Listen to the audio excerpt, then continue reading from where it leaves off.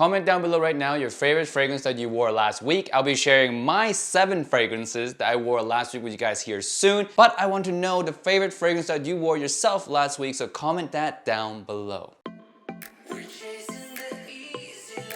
Hey guys, welcome back to another video. Today we have 7 weekly rotation again. So these are 7 fragrances that I wore throughout last week, starting from Monday until yesterday, which was Sunday. So starting off, let's just get right into it. Starting off with last Monday. Last Monday, I got a few Guerlains in the mail, and this was one of them. This one is L'Homme Ideal Sport by Guerlain. I went ahead and bought the whole Ideal line because I'm trying to complete the whole entire line actually. I have all of them except for Cool. Now this one to me is probably the least impressive one of the line in my personal opinion. Now it just smells just very clean. It's like just a really nice, clean, kind of transparent, watery with a little bit of almondy citrus in there. It has the Guerlain DNA, the Guerlain L'Homme Ideal DNA. But again, just very watery, very fresh. Not really like singy like a sports fragrance would be. A lot of people, when you think of sports fragrance, you think of Dior Sauvage, you think of Dylan Blue, you think of Bleu de Chanel, you think of maybe some Asaro Chromes, which are a lot more fresh, a lot more energetic, a lot more outgoing. This one is anything but that. Like, it's not a traditional sports fragrance. I wouldn't even really call this a sports fragrance. It's just a really nice, kind of relaxing, kind of loungy, watery almond, a little bit of sweetness, a little bit of citrus type of fragrance. Is to me a good fragrance. I do enjoy wearing this, but in comparison to the rest of the line, this is probably the least impressive one of the whole bunch. It's still nice. You can pick this one up for relatively cheap. I mean, I got this one for maybe 25 bucks for this 50 ml. So at that price, you still get a quality fragrance because the smell of the ingredients in here is still Guerlain quality. So for 25 bucks, it's still a steal, but it's just not impressive in comparison to any of the other ones in the collection, even L'Homme Ideal Cool. So this one I wore at nighttime after I already got home, so I didn't actually wear it out anywhere. I wore 3 sprays initially, so I do 1, 2, and 3, and after that I couldn't smell it for a while, so I did 4 more sprays since I'm at home, so 7 sprays total. So I did like 3 here, and 1 here total that day. And to be perfectly honest, I do like it. I like the fact that it's just so relaxing. It's not a try-hard fragrance, it's not an impressive fragrance, but again, it's just not a try-hard fragrance. It just smells nice, and sometimes nice is, you know, nice. You don't need anything extravagant. Sometimes you're just in a mood to smell something nice. Next one is another one from L'Homme Ideal line. This one is L'Homme Ideal Intense, and I wore this on Tuesday. I got this on the same day as L'Homme Ideal Sport, and this one, it was a really big steal. That's what I'm gonna tell you first. This one is normally like $90 on eBay for this 100 ml, but Fragrance Net happened to have this one for $54 that day, and I was like, insta grab. It was listed in one of the newer arrivals, and it didn't even have a picture on it. It just had the name going for $54. I'm like, deal. Like, I grabbed it instantly, grabbed it immediately alongside the sports because I've been waiting to grab this whole line forever. I'm glad I got this one on like half price what it usually is online.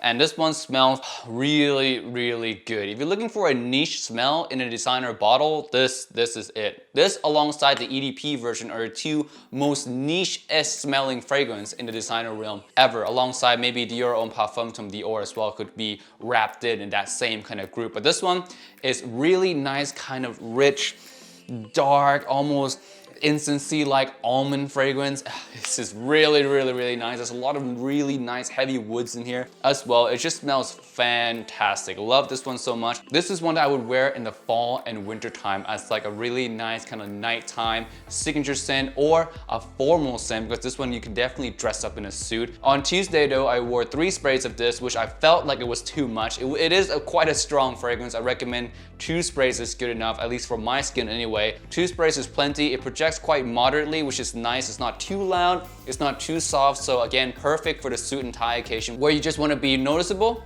but not loud. So this one is perfect for that. I really like this one. In terms of the comparison to the rest of the line, I would say this is either 2nd place or 3rd place. 1st place being the EDP, and 2nd place might be the Cologne or this one of the 2. On Wednesday, I wore again Stronger With You Freeze. Now this one is fantastic. I really like the opening of this one. It's why it has the most unique opening out of all the fragrances that I've tested out recently. It has a really nice freeze or fizzy kind of opening. I think they really did the freeze part really well. It smells icy almost, icy, fizzy, sparkly off the top with some sweetness that's reminiscent of the original DNA smashed in here. It's just a fantastic opening. The only downside to that is that the mid really doesn't last all too long into the mid or dry down, and the fizziness really just goes away, which lets the sweetness and the warmth comes out more from the fragrance, which turns it into more of the original DNA as time goes on.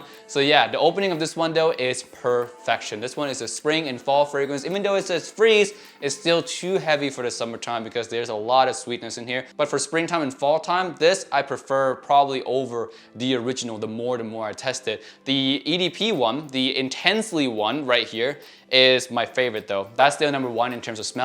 This is number 2, and the original is number 3. Now on Wednesdays, I wore 4 sprays of this, 1, 2, 3, 4, and it lasts on my skin forever. Projection is quite well, but the longevity is very impressive. I get like 8 to 10 hours every time I wear this, so it's easily borderline beast mode territory, so you're not gonna have an issue wearing stronger with you freeze. So I'm just gonna leave this one at that. No compliments, by the way, I forgot to say about the other fragrances. No compliment at all this week. We're practicing probably social distancing, which is a sad time in the world, but you know, our school has been really slow. Just a little update on my business. My business has been really slow at the mall and at the school, so not a lot of people, and I think we might be shut down next week as well. We're looking to shut down. We already shut down the mall location. We're looking to shut down the actual school maybe next week or the subsequent week. So not looking too good compliment wise. For those of people who care about compliments, you might not get it for the next 2-3 months, but hey, better safe than anything else, right guys? So back to the fragrance, Stronger With You Freeze.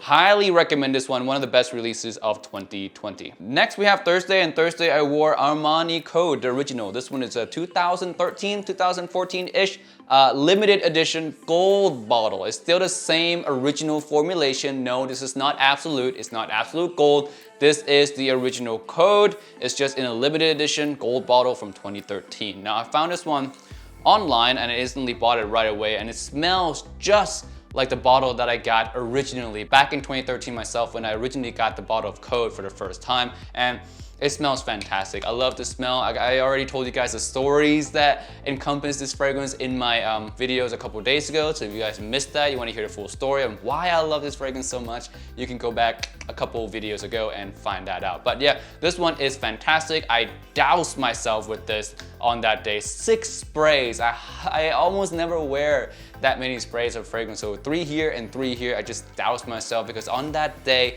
I just felt like I need it, you know? I felt like of all these things that's going on, I want to feel a little bit of a nostalgic happiness. So that's why I doused myself in it, and I did not regret it at all. It smells fantastic. I love it so much. I'm not gonna talk too much about this one anymore.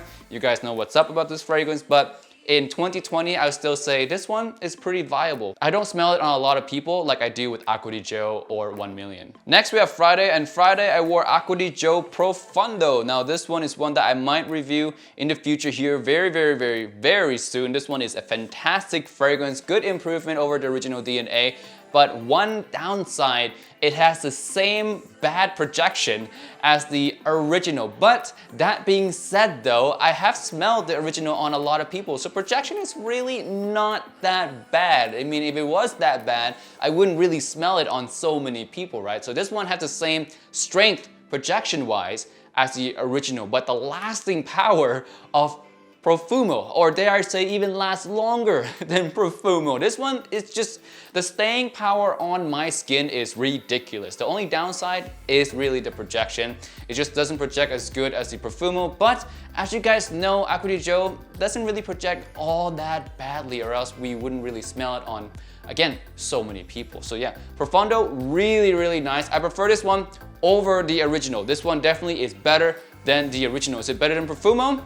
Hard to say. Profumo is a god tier fragrance in every department whatsoever. This one definitely though comes second place. If anything, it might slightly compete with Profumo, but at the very least, it is second place. No other Acqua di Gio comes close to this one. And yes, not even Essenza. Essenza is great, but this one is better. And on that day, I wore 4 sprays of this one. Fantastic fragrance, smells amazing. No compliments again, like I said, no compliment week, but I love this fragrance. And I can't wait to wear this one in the dead of heat in Vegas. I think this one will shine much better than Profumo in the daytime. Profumo, I might reserve that for the nighttime from now on. Next one, on Saturday, I wore the new Valentino. This one is Valentino Uomo Born in Roma. Now this one right here is a really nice mass appealing fragrance. It's one that is just nice. It smells really nice. It will get you some compliments, but it's not something that you expect out of the whole Uomo line. Because when you look at the Uomo line, you see, man, really nice,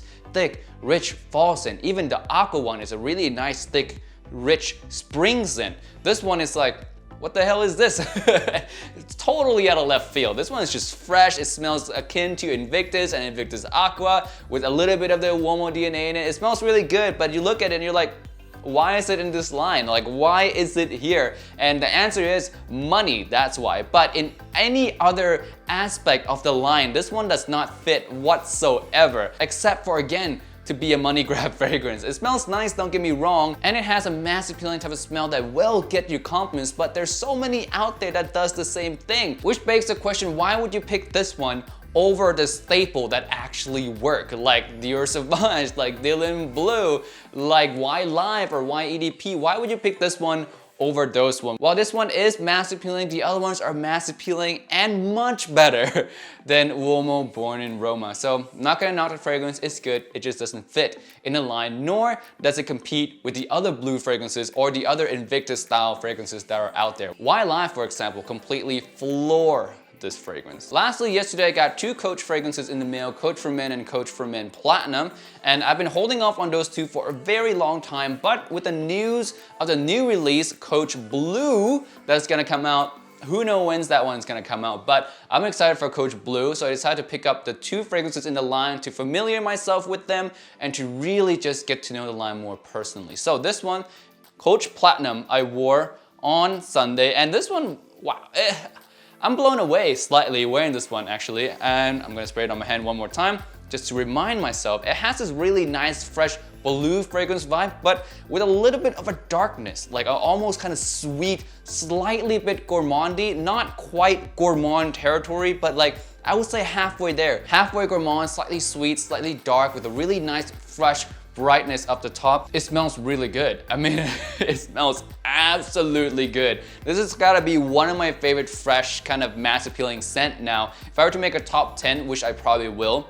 in the future of like top 10 most mass appealing Invictus slash kind of blue fragrance type, this is in the top 5 easily. It's just is really good. And at first I think a lot of people dismiss this one because Jeremy Fragrance says that this one would have been good if Dior Sauvage didn't exist. And I agree on that to a certain extent, but I also would say the same thing about a lot of other blue fragrances. If Sauvage didn't exist, a lot of other blue fragrances would be more successful as well. So this is not the only fragrance that's in that box, if you know what I mean. Actually, the smell of this one on its own is a little bit more unique than a lot of the other blue fragrances or Invictus style fragrances that are out there. So I would take this one out of that generic roping in all the other blue fragrance box into its own category, because this does have its own type of DNA somewhat, which smells absolutely fantastic. I love this one so far. It's definitely in my top 5 mass appealing scent. Easily versatile mass appealing scent for sure. I wore 4 sprays of this one, 1, 2, and 3, 4. Smells absolutely fantastic. If you have not checked out Cooch Platinum yet, I highly recommend it. And the Cooch for Men, the original, I like that one as well. I need to test that one out more though, but this one absolutely